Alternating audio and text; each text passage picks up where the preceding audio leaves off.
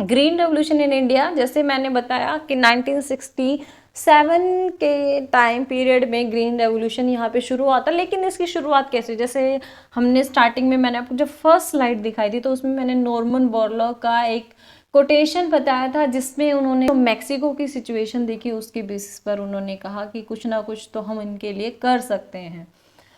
तो यही same situation हुई थी भारत में 1943 के टाइम में, यानी फूड क्राइसिस इतना ज़्यादा आया था, जिसमें एक बंगाल फेमाइन काफ़ी फेमस है, यानी बंगाल में एक सूखा पड़ा था 1943 के टाइम में, जिसमें लगभग 4 मिलियन जो लोग थे वो भूख से मर गए थे। यानी जो ईस्टर्न इंडिया के 4 मिलियन जनसंख्या थी वो आपकी भूख से मर गई थी 1943 में। और इसी को देखते ही हमारे यहाँ पर MS स्वामीनाथन ने ग्रीन रेवोल्यूशन को लाने के बारे में सोचा था।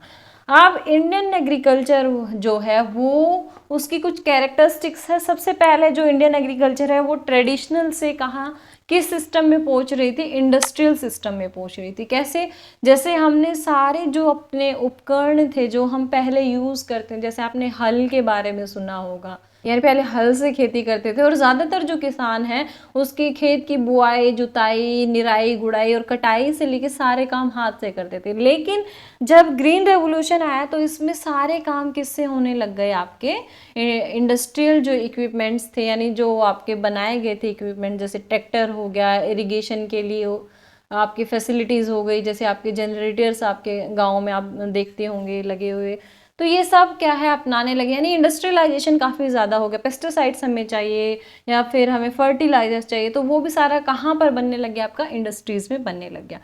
इसके बाद adoption of modern methods and technology, हमने नए तरीके अपनाना शुरू कर दिया था। लेकिन ये भी नए तरीके कहाँ तक ही डिपेंड करते थे, जो शिक्षित और जो आपका पैसों के मामले थोड़ा ठीक ठाक वर्ग था वहीं तक ये सीमित रह सका। यानी मॉडर्न मेथड हमने अपनाया, टेक्नोलॉजी हमने अपनाई, नए नए, यानी HIV सीड्स का हमने यूज़ किया, ट्रैक्टर्स का यूज़ किया, इरिगेशन फैसिलिटीज़ का यूज़ किया, पेस्टिसाइड्स का यूज़ किया, फर्टिलाइजर्स का यूज़ किया। तो ये सब क्या है, ग्रीन रेवोल्यूशन में एक मेजर फैक्टर्स थे आपके, जो क्या है एक महत्वपूर्ण भूमिका निभाते हैं उसको सक्सेस करने के लिए।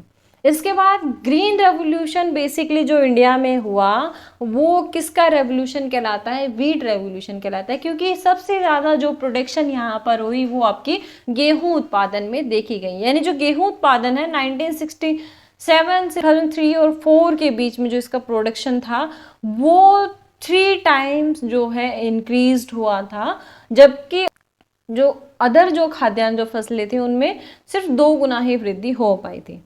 अब हम यहाँ पे बात करेंगे डिस्ट्रीब्यूशन ऑफ HYV सीड्स, यानी आपके जो हाई यील्ड वैरायटी के जो सीड्स थे वो कहाँ कहाँ पर डिस्ट्रीब्यूट किए गए।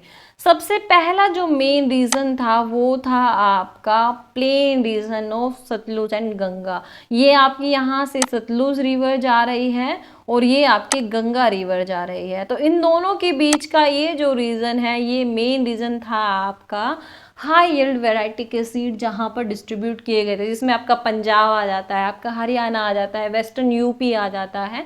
तो यहाँ पर बेसिकली आपका हाई यील्ड वैरायटी के सीड जो है वो डिस्ट्रीब्यूट या फिर वितरित किए गए थे।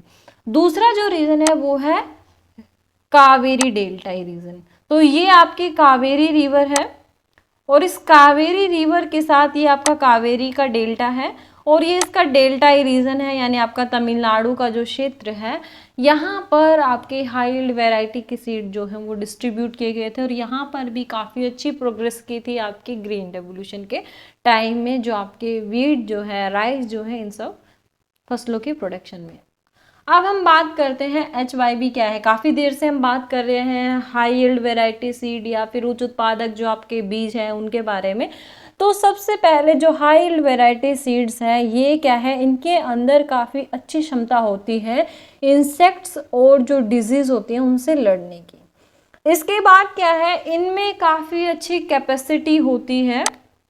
इसके बाद थर्ड जो है, ये काफ़ी अच्छी क्वालिटी के बीज यूज़ किए गए थे जो क्या दे रहे थे, सरप्लस प्रोडक्शन दे रहे थे आपकी क्रॉप्स का। इसके बाद जैसे हमने एग्जाम्पल के तौर पे मैं बात करूँ 1R8, ये मिरेकल राइस इसको कहा जाता है। मिरेकल का मतलब होता है जादुई या फिर जादू, तो ये इसी से जुड़ा हुआ है क्योंकि मिरेकल का मतलब है कि एक बार, मिरेकल राइस का मतलब है कि एक बार उसको जब यूज़ किया तो काफ़ी अच्छा प्रोडक्शन उससे हमें मिला। इसके बाद क्या है, international institute of rice research Philippines ने ये जो मिरेकल राइस है इस बनाया था। इसके बाद था टाइचुंग नेटिव 1, ये TN1, ये भी एक हाइल्ड वैरायटी सीड था। इसके बाद एडवांटेज क्या क्या है इस हाइल्ड वैरायटी के, सबसे पहले क्या है, higher and improved yield of crops, यानी जो हमारी क्रॉप्स थी उसके अंदर हमें काफ़ी अच्छा इम्प्रूवमेंट देखने को मिला। इसके जो प्लांट्स थे वो काफ़ी स्ट्रोंग थे। जैसे आपने सुना होगा कि पुराने टाइम में क्या होता था कि जिस टाइम फसलें पकने के कगार पर होती थी, अगर उस टाइम वर्षा हो जाती थी तो सारी फसलें खराब हो जाती थी, क्योंकि वो परंपरागत बीज जो यूज किए जाते थे उनके जो वो प्लांट्स होते थे वो काफ़ी स्ट्रोंग नहीं होते थे। लेकिन हाई वैरायटी के जो सीड्स थे वो स्ट्रोंग विंड्स को भी सह सकते थे और उनमें काफ़ी अच्छी कैपेसिटी थी इस चीज़ की, इसीलिए इनका काफ़ी एडवांटेज था इन बीजों को यूज़ करने का। इसके बाद क्या है, ये जो है इसमें फर्टिलाइजर्स यूज़ करके जो प्रोडक्शन है उसको काफ़ी इंक्रीज किया जा सकता था और इनका जो ड्यूरेशन टाइम पीरियड है वो भी काफ़ी जल्दी का था। यानी अगर हम पहले वाले जो राइस की बात करें तो वो 130 से लेकर 140 या 50 दिन के आसपास तैयार होता था, लेकिन नए राइस के बारे में जब आप पढ़ते हो तो वो कितने दिन में तैयार हो जाता है, सिर्फ 110 दिन के अंदर तैयार हो जाता है, या 110 से 115 दिन के अंदर फसल पककर कटने के लिए तैयार हो जाती है। इसके बाद हाई एम्प्लॉयमेंट अपॉर्चुनिटीज, मैंने आपको बताया कि दो तरीके की एम्प्लॉयमेंट अपॉर्चुनिटीज यहाँ पे हो गई थी, एक आपका एग्रीकल्चर सेक्टर में और दूसरा आपका इंडस्ट्रियल सेक्टर में। एग्रीकल्चर सेक्टर में कैसे कि हमने डबल क्रॉपिंग पैटर्न शुरू किया, तो उसमें आपकी फसलों को काटने के लिए, खेतों को जोतने के लिए, उसकी निराई के लिए, गुड़ाई के लिए, इन सब के लिए क्या है, आप वर्कर्स की और ज़्यादा ज़रूरत पड़ने लगी। इंडस्ट्रीज़ का कैसे एम्प्लॉयमेंट अपॉर्चुनिटीज़ थी कि जितने भी आपकी इंडस्ट्रीज़ बड़ी एग्रो बेस्ड, यानी जहाँ पर आपका एग्रीकल्चर का प्रोडक्शन जाता था तो वो प्रोडक्शन जब सरप्लस हो गया तो इंडस्ट्रीज और ज़्यादा बढ़ी, तो वहाँ पर भी एग्रो बेस्ड इंडस्ट्रीज में वर्कर्स की डिमांड बढ़ गई। दूसरा क्या है, जहाँ पर फर्टिलाइजर्स और जो आपके पेस्टिसाइड्स वगैरह बन रहे थे तो वहाँ पर जो ये इंडस्ट्रीज थी, यानी केमिकल इंडस्ट्रीज जो थी या फिर आपकी जो फर्टिलाइजर्स इंडस्ट्रीज थी, यहाँ पर भी डिमांड बढ़ी वर्कर्स की। यहाँ पर एग्रीकल्चर इक्विपमेंट्स बनाए जा रहे थे तो वहाँ पर भी ज़रूरत पड़ी आपके वर्कर्स की, तो इस तरीके से एम्प्लॉयमेंट अपॉर्चुनिटी बढ़ी आपकी हाई यील्ड वैरायटी क्रॉप्स को यूज़ करने से। ये यहाँ पर डिसएडवांटेज आएगा इसका, disadvantage of high yield variety crops. तो यहाँ पर क्या है कि जब हमने कंपेयर किया कि आपकी जो ट्रेडिशनल जो क्रॉप्स थी उसमें पानी कम लगता था, लेकिन जो आपकी नई जो क्रॉप्स है जिसमें फर्टिलाइजर यूज़ किया जाता है उसमें पानी की लागत ज़्यादा होती है। दूसरा क्या है, इसको बार बार ज़रूरत पड़ती है वीडिंग की। तीसरा इसका क्या डिसएडवांटेज था कि इसमें कंटिन्यूसली हमें पेस्टिसाइड्स यूज़ करने पड़ते हैं।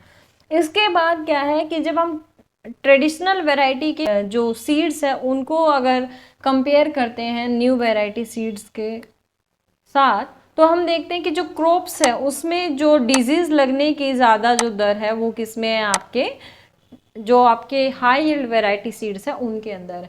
जैसे आप लोगों ने देखा भी होगा कि पुराना जो गेहूं होता था, यानी पुराने लोग जो गेहूं उगाते थे वो बहुत कम, यानी 4-5 साल तक वो चलता था, खराब नहीं होता था। लेकिन आज के टाइम का आप गेहूं देखोगे तो वो 1 साल के अंदर खराब होना शुरू हो जाता है, उसमें जो आपके तरह तरह की डिजीज़ हैं वो लगना शुरू हो जाती है।